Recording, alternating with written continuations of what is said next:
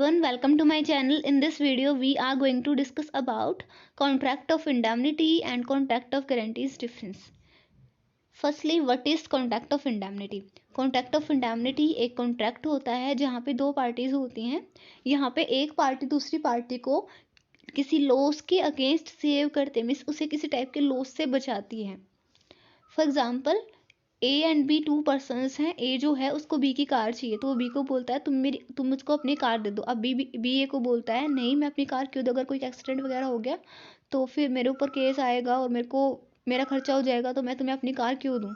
तो ए बोलता है नहीं, हम दोनों आपस में कॉन्ट्रैक्ट करेंगे. I will indemnify you for any losses cost to your car by me. Means मेरी वजह से अगर तुम्हारी कार को कोई भी लॉस होता है तो मैं तुम्हें कॉम्पनसेट करूँगा. अब जो ए है उस कार को चला रहा है, उस कार का एक्सीडेंट हो जाता है तो ए जो है वो बी को कॉम्पनसेट करेगा उस लॉस के लिए. That it's your contract of indemnity, क्योंकि यहाँ पे जो ए है वो बी को लॉस से बचा रहा है.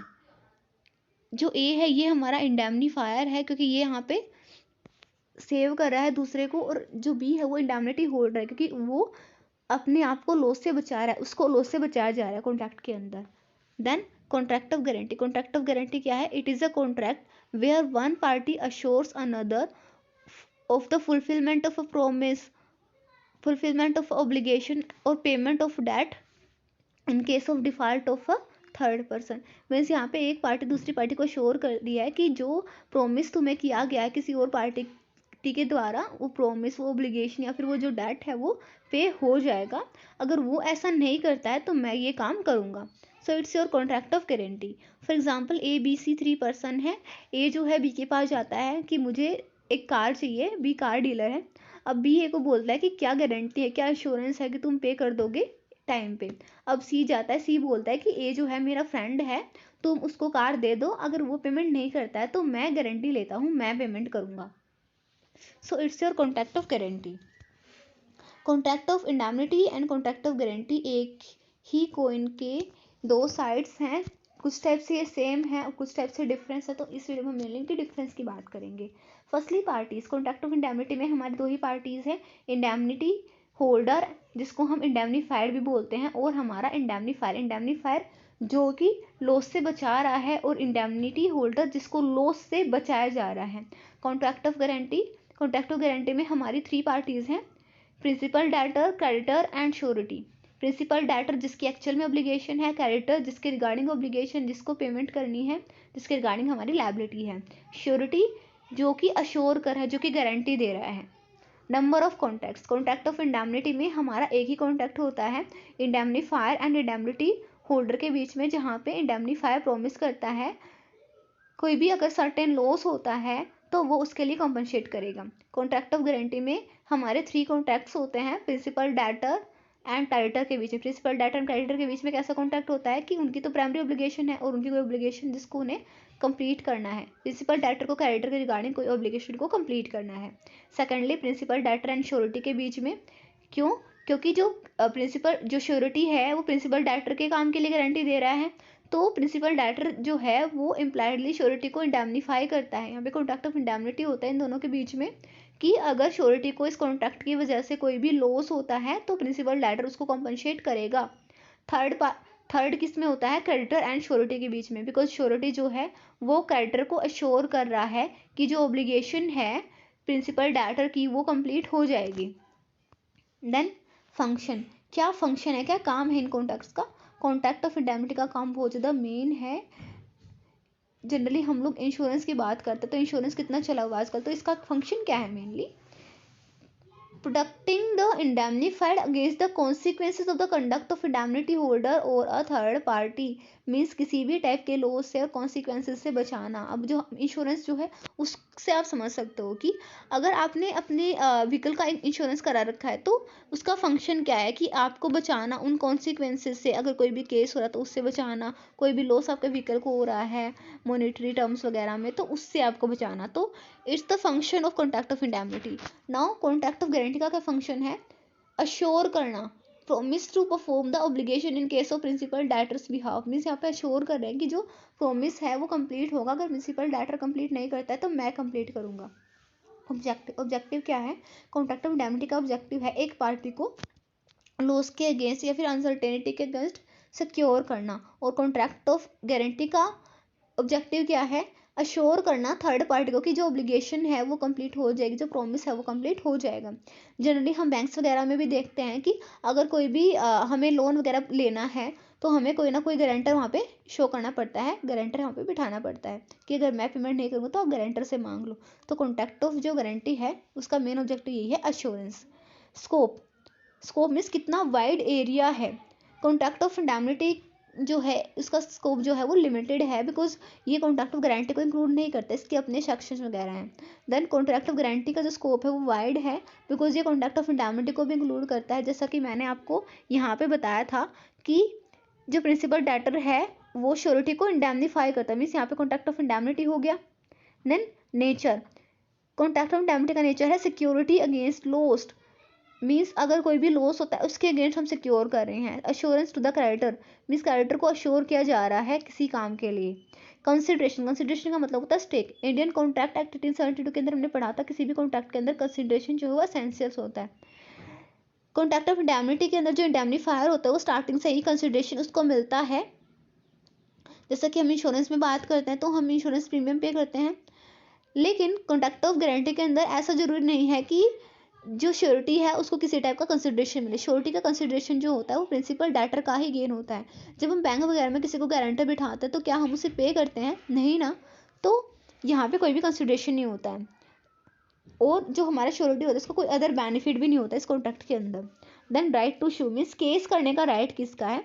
कॉन्ट्रैक्ट ऑफ इंडेमनिटी के अंदर जो इंडेमनीफायर है वो थर्ड पार्टी को शू तो करता है, लेकिन वो इंडेमनिटी होल्डर के नेम पे शू करता है, वो अपने नाम पे शू नहीं कर सकता है। फॉर एग्जाम्पल अगर हम बात करें कि जो ए है उसने बी की कार ली थी, अब अगर उस कार का एक्सीडेंट होता है तो ए जो है वो केस तो कर सकता है और वो खुद ही केस करेगा अगर उसने पूरी की पूरी पेमेंट जो बी को कर दी है, लेकिन जो केस होगा वो बी के नेम पे होगा, बिकॉज जो कार है उसका एक्चुअल ओनर हमारा बी है। देन जो हमारा कॉन्ट्रैक्ट ऑफ गारंटी होता है इसमें जो श्योरिटी होता है वो अपने नाम पे शू कर सकता है, अपने नाम पे केस कर सकता है। क्यों? क्योंकि जो श्योरिटी है उसने प्रिंसिपल डेटर के बिहाफ पे अपनी ऑब्लिगेशन कंप्लीट कर दी है। अब वो क्रेडिटर है और वो जो भी लॉस उसे हुआ है अगर उसने ऑब्लिगेशन कंप्लीट करी प्रिंसिपल डेटर की, now he can ask the principal debtor to perform the obligation to him. Now nature of liability, the liability of indemnifier is primary, जो इंडेमनीफायर है उसकी लाइबिलिटी प्राइमरी है, और जो अगर कोई भी लॉस अगर इंडेमनीफायर्ड को होता है तो इंडेमनीफायर को उसको पे करना पड़ेगा। लेकिन कॉन्ट्रैक्ट ऑफ गारंटी के अंदर जो लाइबिलिटी होती है वो प्राइमरीली तो प्रिंसिपल डेटर की ही होती है, और प्रिंसिपल डेटर की लाइबिलिटी के ऊपर ही हमारी श्योरिटी की लाइबिलिटी डिपेंड करती है। For example A B C 3 persons हैं, ए ने बी को प्रॉमिस कर रखा है, ए की बी के रिगार्डिंग लाइबिलिटी है कि उसको डेली उसको 50 रुपीज़ पे करने हैं, और सी जो यहाँ पे गारंटी ले रहा है, मीन्स अगर ए बी को डेली पे कर देता है 50 रुपीज़ तो सी की यहाँ पे कोई लाइबिलिटी नहीं है, बिकॉज प्राइमरी लाइबिलिटी जो है वो बी की है, सॉरी ए की है। अगर ए डेली पे नहीं कर पाता है अपने 50 रुपीज़ को, then C will be liable. Default of third person, default of third person का मतलब क्या है कि थर्ड पर्सन के डिफॉल्ट की क्या सर्कमस्टांसेस है, क्या जो लाइबिलिटी है वो थर्ड पर्सन के डिफॉल्ट के ऊपर डिपेंड करती है फिर नहीं करती है। कॉन्ट्रैक्ट ऑफ इंडेमनिटी के अंदर कोई भी कंडीशन नहीं है किसी दूसरे के डिफॉल्ट की, मीन्स उनकी जो इंडेमनीफायर है उसकी प्राइमरी लाइबिलिटी है, अगर कोई भी लॉस होता है तो उसको कंपनसेट करना पड़ेगा। फॉर एग्जाम्पल मृणाल है, वो एक शॉपकीपर को प्रॉमिस करता है कि अनिल को ये सामान दे दो मैं पे कर दूंगा। अब यहाँ पे जो मृणाल है वो शॉपकीपर को लॉस के अगेंस्ट सिक्योर करा कि वो पेमेंट कर देगा, वो सिक्योर तो हो रहा है, लेकिन यहाँ पे ये उसने नहीं बोला कि अगर अनिल पे नहीं करेगा तो ही मैं पे करूंगा। मिस अनिल के डिफॉल्ट का यहाँ पे कोई भी चांस नहीं है, चाहे वो पे करे चाहे वो ना करे, मृणाल को ही पे करना है, तो यहाँ पे डिफॉल्ट ऑफ थर्ड पर्सन की कोई बात नहीं है। लेकिन कॉन्ट्रैक्ट ऑफ गारंटी के अंदर डिफॉल्ट ऑफ थर्ड पर्सन का पॉइंट होता है, बिकॉज जो लाइबिलिटी होती है वो श्योरिटी की वो प्रिंसिपल डेटर के डिफॉल्ट के ऊपर डिपेंड करती है। अगर प्रिंसिपल डेटर अपना काम नहीं करता है तो ही श्योरिटी की लाइबिलिटी होती है, means default of third person. For example he Mrinal जो है वो शॉपकीपर को बोलता है let Anil have the goods if he not pays I will pay, means अगर अनिल पे नहीं करता तो मैं पे करूंगा। अब अगर यहाँ पे अगर मीन्स अगर अनिल नहीं करता मीन्स अगर थर्ड पार्टी डिफॉल्ट करती है then surety is liable. Principal debt means obligation. Contract of indemnity के अंदर हमारी कोई टाइप की ऑब्लिगेशन की रिक्वायरमेंट नहीं है बिकॉज यहाँ पे हम फ्यूचर के लिए लॉस के लिए कॉम्पनसेट करते हैं। लेकिन कॉन्ट्रैक्ट ऑफ गारंटी का बेस ही कोई लायबिलिटी, कोई ऑब्लिगेशन और कोई डेट होता है, क्योंकि प्रिंसिपल डेटर अगर किसी काम के लिए क्रेडिटर के रिगार्डिंग लायबल ही नहीं है, उसकी कोई ऑब्लिगेशन ही नहीं है, तो हम किसके रिगार्डिंग श्योरिटी देंगे, किसके रिगार्डिंग गारंटी देंगे। Whether subsequent recovery is possible, क्या आगे जो रिकवरी है वो पॉसिबल है या फिर नहीं।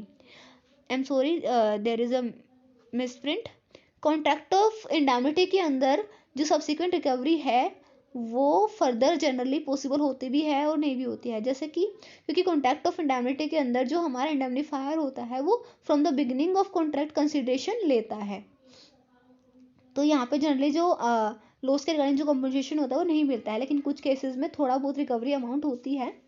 जैसे कि अगर आपने अपने घर का पूरे के पूरे घर का इंश्योरेंस करा रखा है, फायर इंश्योरेंस, और आपके घर में आग लग जाती है, तो जो इंश्योरेंस कंपनी है वो आपको कॉम्पनसेट करेंगे, लेकिन अगर आपके घर का जो भी बचा कुचा सामान है, जो भी पुर्जे वगैरह हैं, उनके ऊपर इंश्योरेंस कंपनी का राइट होगा, वो उनको सेल करके पैसे ले सकती है, तो इस टाइप से वो थोड़ा बहुत रिकवर कर सकती है।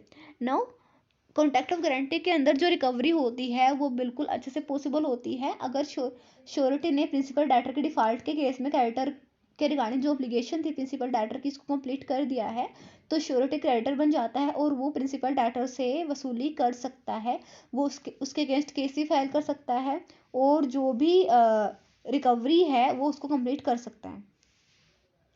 Now whether a contract has to be written और ओरल मीन्स ये किस टाइप के कॉन्ट्रैक्ट होते हैं। Contract of indemnity and contract of guarantee दोनों ही ओरल और रिटर्न कॉन्ट्रैक्ट हो सकते हैं। Thank you all. Thank you for watching my video. If you like the video, don't forget to like, subscribe and comment on my channel.